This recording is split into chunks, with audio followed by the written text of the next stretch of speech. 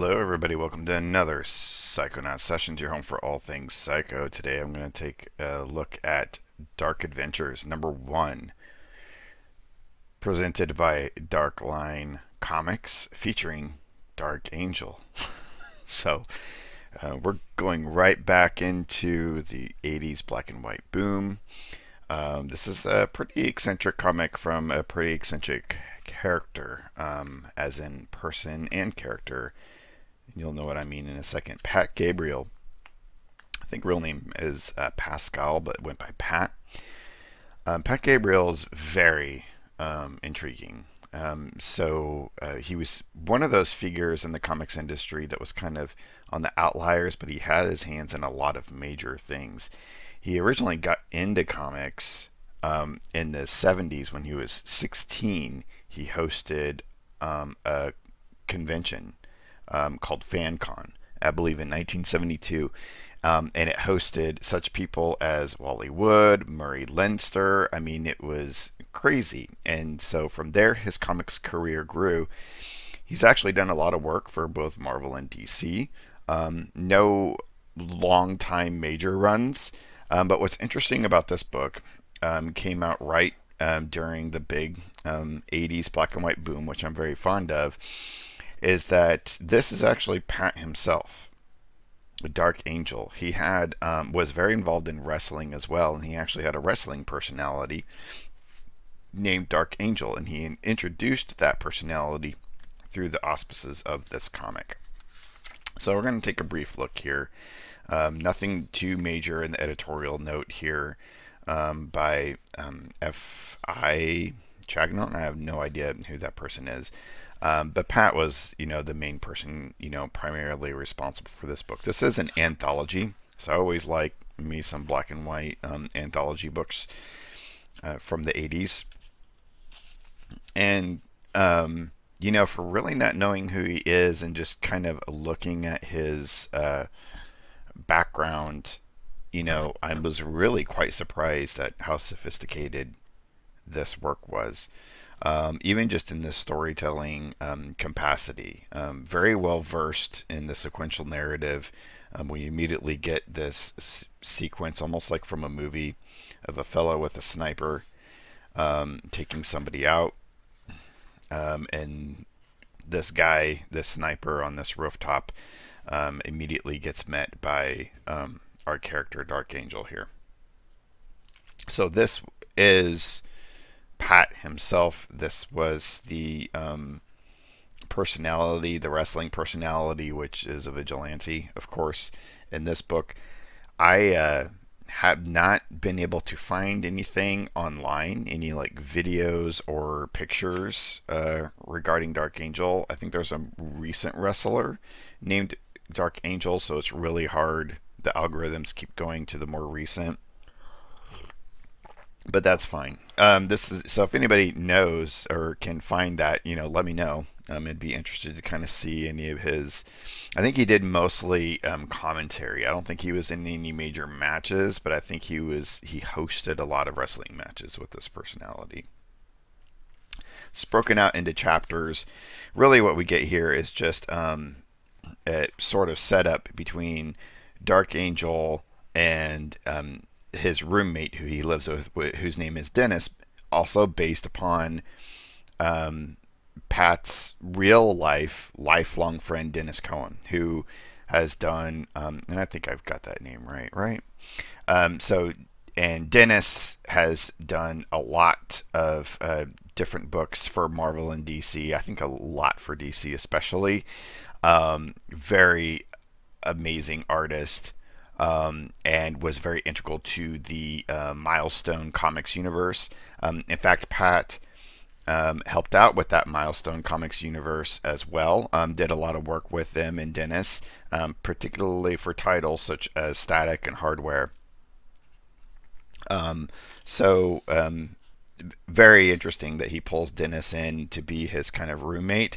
And it looks like his roommate in this is like an undercover cop, and knows that Dark Angel is a vigilante, and they are spending their time sort of arguing the merits of abiding by the law, going by the books, versus vigilantism,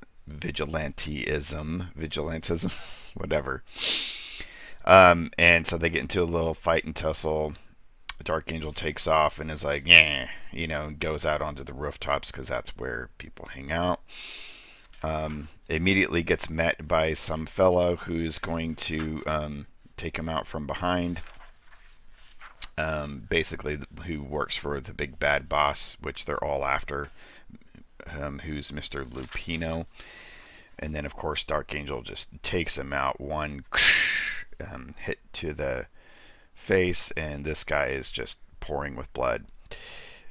So what I find really interesting about Pat's work is that it's if you look closely, he's got a lot of Kirby language in this. So it's got this sort of Ken Lindgraf or Joe Vigil sort of 80s black and white feel to it. But there's a lot of Kirby language in this as well, which I don't really see in any of those other kind of 80s outlaw sort of power comic-y vibes a ton. So I would, it's been hard to find a lot of information on Pat, but I would say that definitely he got a lot of influences from like Kirby and some of the other earlier, like John Romita Sr., Gene Colan, maybe. A lot of those influences, some great lettering. And then we get to chapter 2. So apparently he took out this fellow. This guy tried to shoot him, and then there was an explosion. I don't really understand what the explosion was about. Some more arguing between the two roommates. And essentially what happens is Dark Angel comes home one day, and Dennis apparently got found out. His cover was blown, and he basically got completely beat up to the point where he's dying. And in his last final moments, went to go find Dark Angel and ask for his help, I guess, or just see his friend. It is kind of interesting. It's like his best friend in the world is dying, and he's just kind of sitting there. It's just like, asshole, I could have helped you. And that's about it. Which is funny. There's like no sort of affection being shared at all in any way, shape, or form. Anyway, so here we get in our next page, we get Dark Angel suiting up. This is just pure, this is like 80s biker leather spikes, even a collar, and these like kind of shades that aren't shades. It just, he looks like the fellow from Spinal Tap, which is just awesome. No offense to the memory of Pat Gabriele, who did pass about 10-20 years ago. Rest in peace, brother, because you brought us a great line of comics here. So Dark Angel goes out to the pool halls and the bars to find information to beat up all of the scoundrels out on the streets to get info to get to Mr. Lupino. Eventually, he makes his way into the building that Mr. Lupino is in. He's taking out all of the guards, and he takes out Lupino, and then that there's apparently another even higher up person in the background, and that watching over everything. And in the next issue, we'll get to see Angel and the Bad Men. So I have all 4 issues of this. We are going to look at them all. This is totally fun. I can imagine this is something that would be previewed on the Power Comics channel, or a lot of. I'm sure that Ben Mara, the artist Ben Mara, gets a lot of influences from this particular book. So this is an anthology, so we do get some other things here from other creators. I'm not exactly sure who the creator of this Kunkel character is, but because it's a Dark Angel comic, we get Dark Kunkel. I've seen this in other places, and I think Renegade Press has a full-fledged comic of this Kunkel character.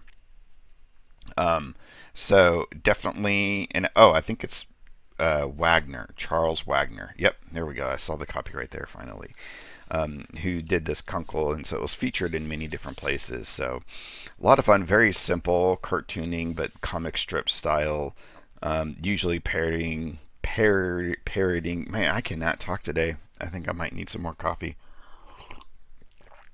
Here we get another story called Sea Thugs, which is a pirate story. So Pat Gabriele did the layouts and the plot, but it was illustrated by Richard Lynn, another person that I haven't been able to find a ton of information on, but a lot of great work. And we get in this particular story a lot of different, as you can see here, a lot of different zipatone pieces kind of interlaced on top of one another to kind of create this sort of like sea mist effect. Kind of fun little experimentation going on there. It's used all over, you can see throughout. So here we just get a quick sequence of a load of pirates basically, you know, invading another ship, and we try to find out like who's your captain, blah blah blah, and it is a pirate queen.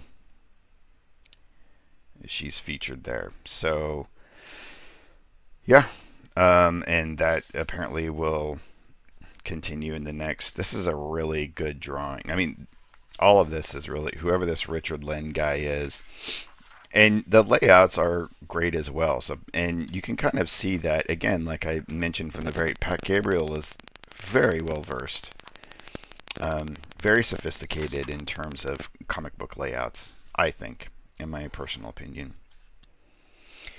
And here we get a very short story. It's kind of, he calls it a modern fable. Pat Gabriele. It's by Pat Gabriele. And I forgot to mention this is all 1986. This is the year this book came out. It's called I Know You're in There. And so anyway, it's a thug kind of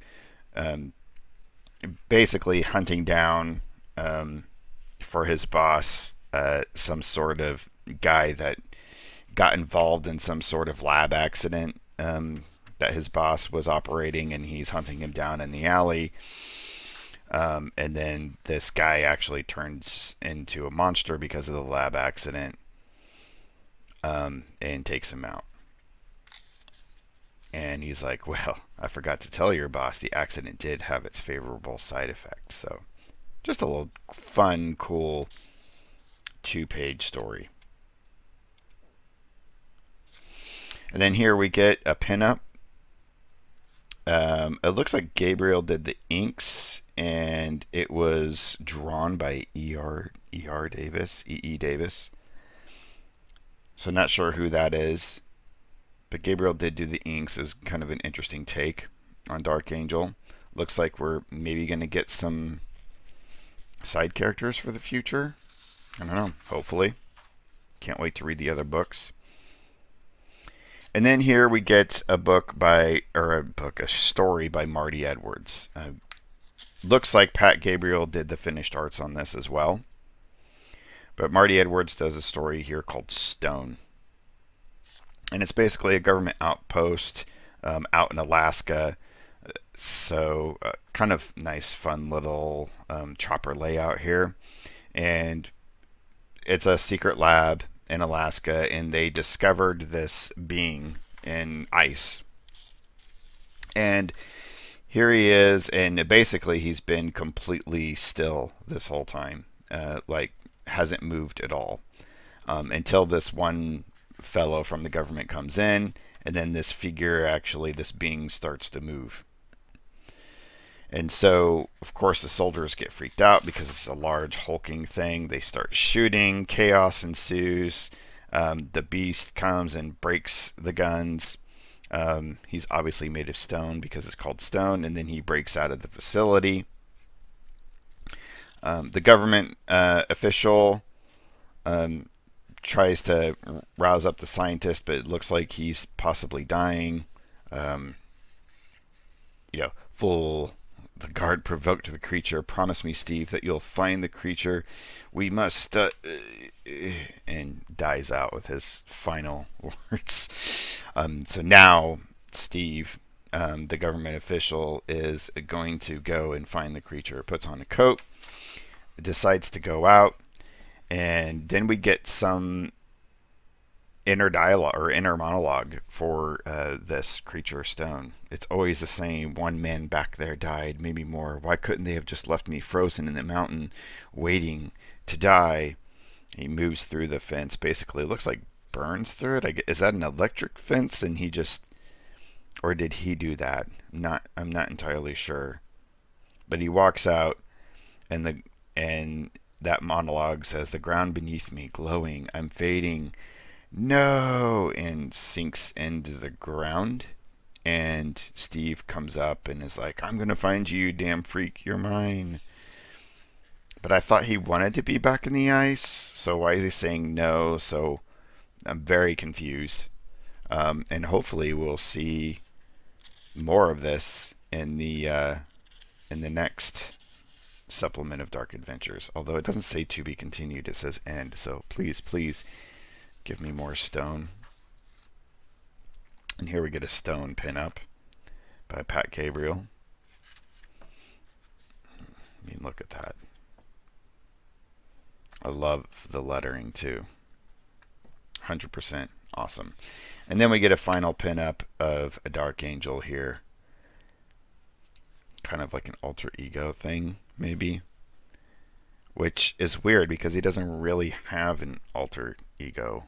Or at least that we know of so far. Dark Angel was just Dark Angel. And Pat Gabriele in real life, I think, like, looked like this for all the things that I read. I mean, that's the way that he looked, not like this. So I don't know what this is. Anyway, or maybe he goes undercover in the next issue. And then next issue, he's back, the most uncanny unhero of all. And looks like there's a reward poster of the next action-packed issue of Dark Adventures, 1986. Love this. Love the back advertisements for comics like this back then. Especially when they're just advertising their own stuff. I just adore it. So that's it. Dark Line Comics presents Dark Adventures featuring Dark Angel. Only $1.25, ladies and gentlemen, back when comics were affordable. Love it. Love this book. I've got all 4 issues. There was a 4-issue miniseries, so I'll be covering them all on this channel in the future. And until then, ladies and gentlemen, y'all keep safe out there and keep it psycho.